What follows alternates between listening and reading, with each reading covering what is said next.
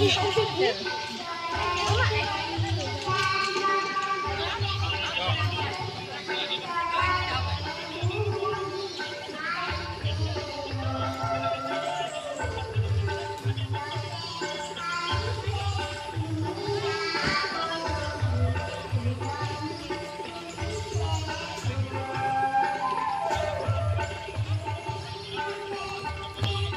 মই বৰ্তমান উপস্থিত আছোঁ আজি ওদালগুৰি জিলাৰ টংলা চহৰত যেহেতু বিষ্ণুপ্ৰসাদ ৰাভাত জন্ম জয়ন্তী উৎসৱ পালন কৰি আছে। যেহেতু বৰষুণৰ ফলৰ কাৰণে এনেধৰণৰ পিছ পৰি থাকিব লগা হৈ আছে আৰু ইয়াতে জুবিন ফেন ক্লাব আৰু কলাগুৰু ফাউণ্ডেশ্যন এটা সাংস্কৃতিক অনুষ্ঠান কৰিছে আৰু আমি পোনপটীয়া ইহঁতৰ কাষত পোনে পোনে যাব বিচাৰিম।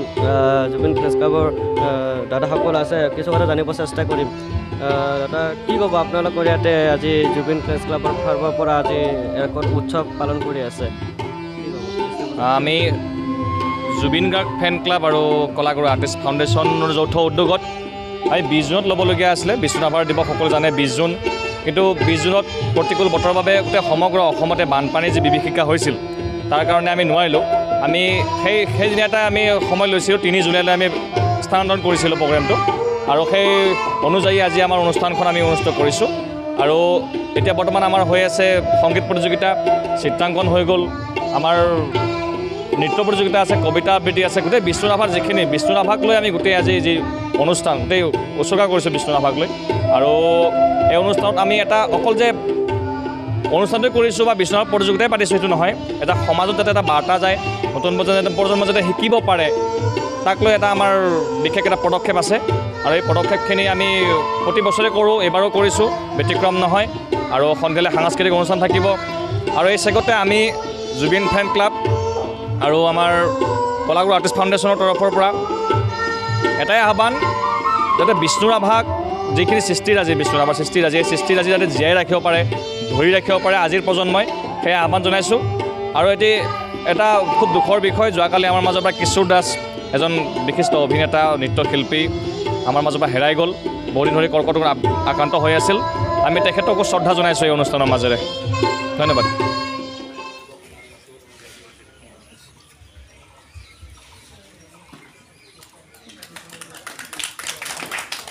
ইয়াৰ পিছতে চিনাকি কৰিবলৈ ওলাইছোঁ সংগীত প্ৰতিযোগিতাৰ বিচাৰক মণ্ডলী, শ্ৰদ্ধাৰ গায়ত্ৰী তালুকদাৰ বাইদেউ। আমি তেখেতক এখন ফুলাম গামোচাৰে আপোনালোকৰ মাজত আদৰণি জনাইছোঁ, আমাৰ মাজলৈ আদৰণি জনাইছোঁ।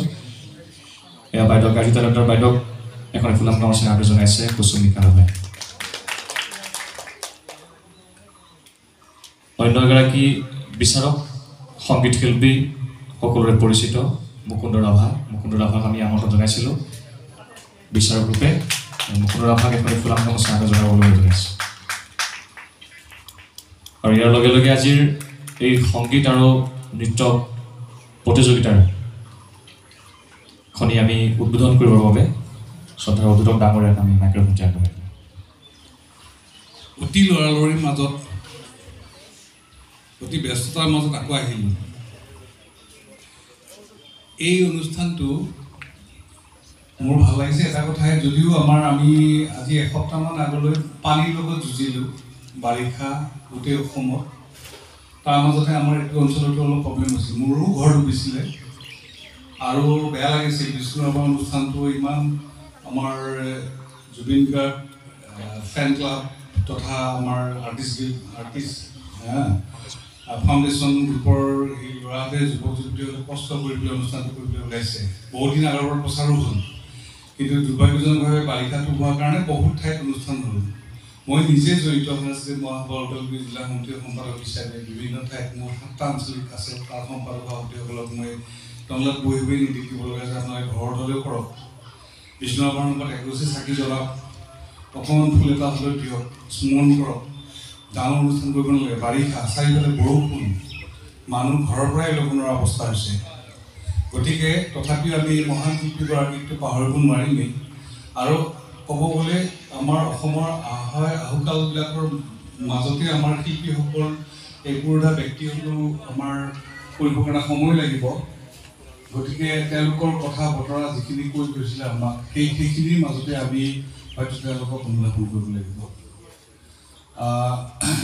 যিয়ে নহওক, আৰু আমাৰ এই অনুষ্ঠান দুটা অনুষ্ঠানে লগ লাগি কৰিছে মোৰ সেইটোৱে ভাল লাগিছে সজাই ফুলেৰে অতি যতনেৰে বৰাৰু বৰণ হৰাই মলয়া ছাতিয়ে আহে জাকি মাৰি উলাহত নাচি নাচি যায় কুলিকে টেকিয়ে বিৰিষে বিৰিষে কুলিকে টেকিয়ে বিৰিষে বিৰিষে উলাহত গীত গাই যায় আজলি ছোৱালী নানা ফুলে তুলি আনিলো আচল ভৰাই ধন্যবাদ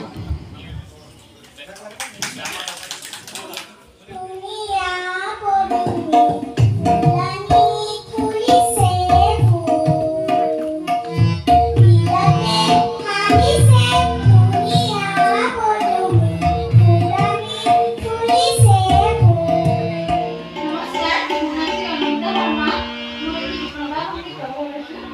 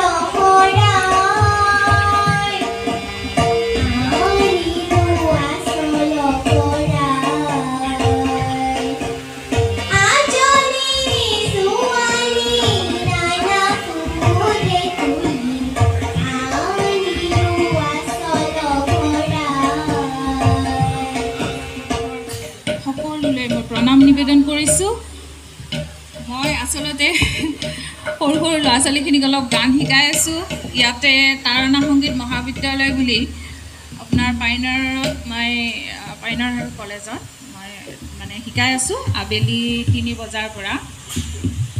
আজি বহুখিনি ল'ৰা ছোৱালী যোগদান কৰাৰ কথা আছিল, কিন্তু মানে মোৰ অলপ শাৰীৰিক অসুস্থতাৰ কাৰণে যোৱাকালি মই সময় দিব নোৱাৰিলোঁ, তাৰ বাবে অলপ যোগাযোগৰ অভাৱ হ'ল।